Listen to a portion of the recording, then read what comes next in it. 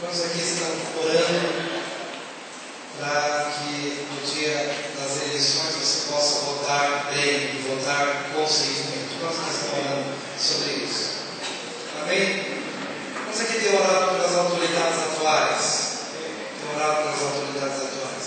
Quantos aqui entendem que se você já ora pelas autoridades atuais, você vai precisar redobrar suas orações com relação ao novo mandato, com relação às novas pessoas que virão e vão assumir o posto de autoridade? Quantos entendem que vão ter que redobrar a sua oração? Quantos entendem que vão precisar ser mais crentes no ano de 2011 do que você é crente hoje? Quem pensa diferente pode mudar a sua forma de pensar. Estamos caminhando, não é só porque algo está relacionado à nossa nação brasileira, mas o mundo inteiro, que a palavra profética diz que no final dos tempos o amor de muitos se esfria por se multiplicar a iniquidade. A iniquidade, quando ela se multiplica, ela influencia a cultura, ela influencia a economia, a educação. O multiplicar-se da iniquidade influencia a política, influencia a religião, influencia as igrejas, influencia o comportamento. O multiplicar-se da iniquidade só tem uma coisa que possa frear o esfriamento espiritual da igreja: é a sua relação com Deus, é o apegar-se nos princípios e nos valores de Deus. E nós precisamos falar sobre isso nos cultos. Porque muitas vezes nós chegamos aqui com uma expectativa de, pastor, traga uma mensagem que fala sobre a minha enfermidade, ou que ministra a minha alma. Mas, querido, nós não podemos tapar o sol com a peneira. O teu bem-estar vai depender de posicionamentos firmes que você tem hoje. E a palavra de Deus mostra contextos complicados, políticos. A palavra fala sobre uma Babilônia, a palavra fala do império opressor, que leva cativo homens justos, mulheres justas, e procura impregnar a cultura pagã, os outros deuses. Como esses vamos prevalecer? E como eles influenciaram os impérios da época?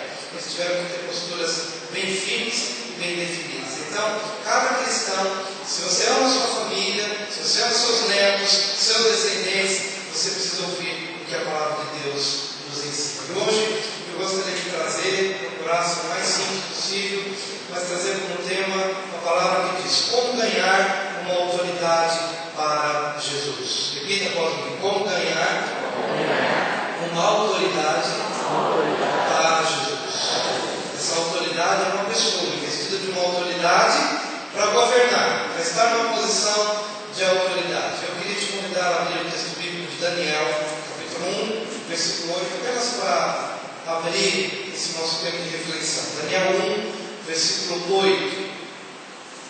Quem não quiser, acompanhar aqui no telão também, daqui a pouco vai aparecer um versículo, se não melhor, você pode ter ideia da sua Bíblia. Quantos crentes nós temos aqui? A sua Bíblia. Daniel 1, versículo 8. O texto bíblico diz assim: resolveu Daniel firmemente não contaminar-se com as finas iguarias do rei, nem com o vinho que ele bebia. Então pediu ao chefe dos eunucos que lhe permitisse não contaminar-se. Queria trazer aqui em poucas palavras. Queridos, é o Império Babilônico que está atuando. E agora esse Império Babilônico leva cativos, ou traz cativos de muitas nações, de muitos lugares, representantes de várias nações.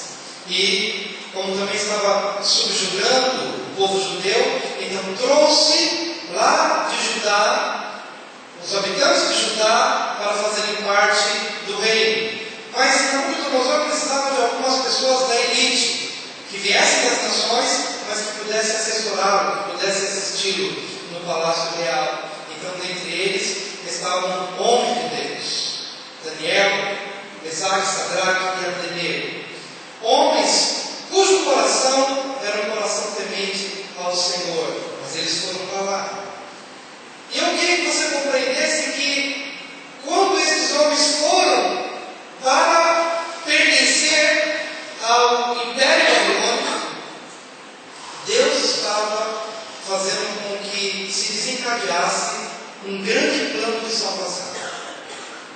por incrível que pareça, e por mais diabólico que aquele homem pudesse ser, com princípios totalmente fora da palavra de Deus, mas Deus estava fazendo algo que em breve abalaria as nações inteiras, porque Deus sempre esteve no controle de todas as coisas.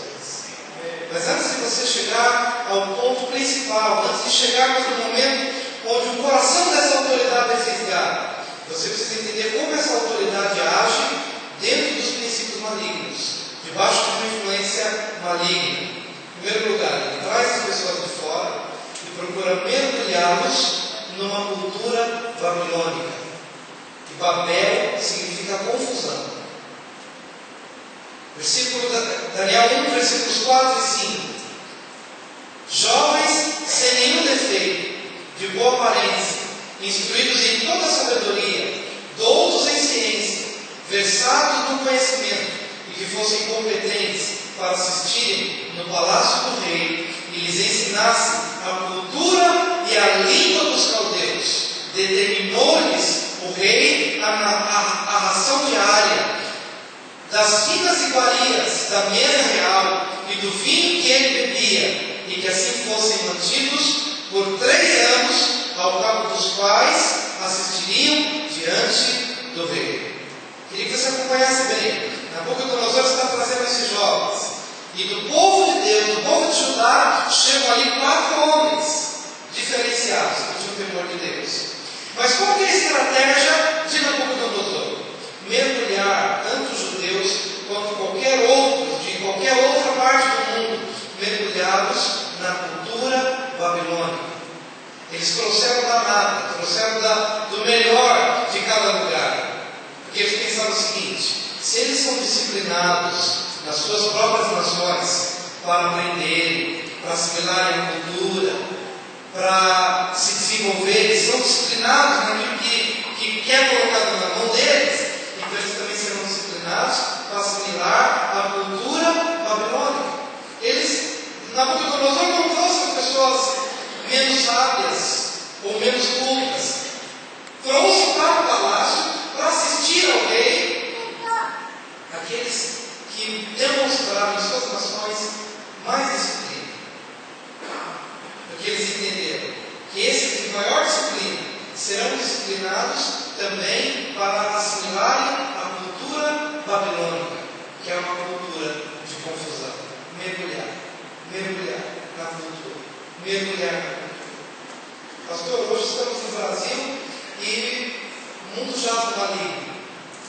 Como eu disse no começo, quando um povo está nas mãos do inimigo, a cultura está nas mãos do inimigo, essa cultura vai se manifestar toda hora, bombardear.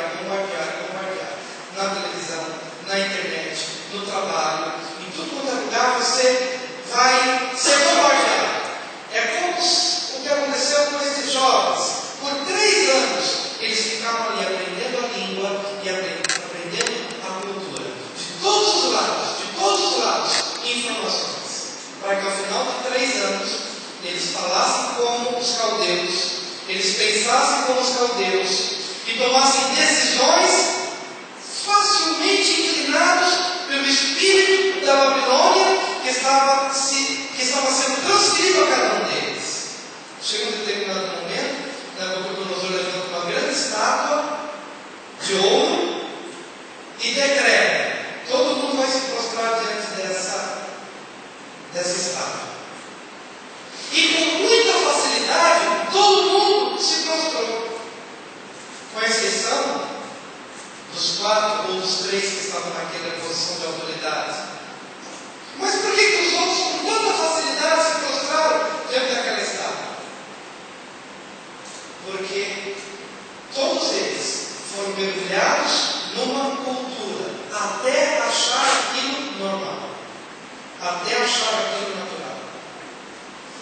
Vamos falar de aborto. Vamos começar a trazer uma influência de que a mulher é dona do seu próprio corpo e ela faz com o seu corpo aquilo que ela quer. Então começa a se passar por meio da televisão, de jornais, de revistas, da ciência, dos políticos, de tudo quanto é lugar. A mulher é dona do seu próprio corpo, então ela pode abortar em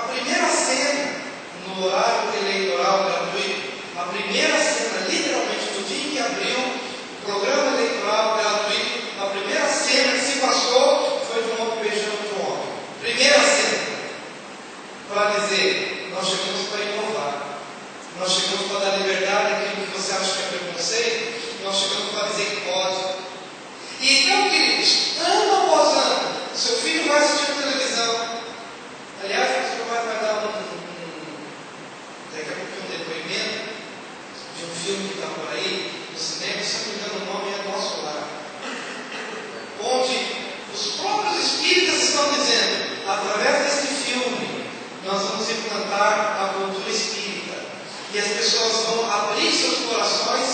Esse filme vai entrar nos lares e vai mudar a mentalidade. Ele vai dizer exatamente conforme o relato de um espírita falando acerca desse filme. E daí, e por aí. E é justamente numa época em que se abrem as casas de paz, no dia em que lançamos a casa de paz, lança-se um filme dizendo nosso lar. Falando que você pode viver da maneira como você quiser, porque não existe inferno, porque não existe juízo, que você não vai sofrer nada, nada como pena e nada como consequência. Fique em paz. As pessoas saem do filme e saem do cinema. Puxa, eu tinha um peso, porque os crentes falavam tanto de que a gente tinha que buscar Deus e se posicionar na palavra, e agora eu estou descobrindo que não é bem por aí, que a gente pode pegar mais leve, e de repente filmes, e jornal, e revista, e novela, e vão incutindo, procurando fazer com que você mergulhe numa cultura babilônica, que é uma cultura de confusão. E isso que Nabucodonosor estava fazendo. O que mais, queridos?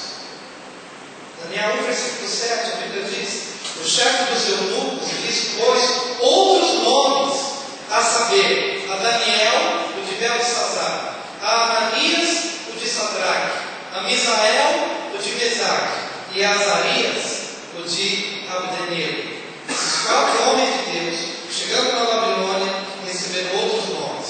Entenda o que significa cada nome. Daniel significa Deus é meu juiz. Repita, Deus é meu juiz.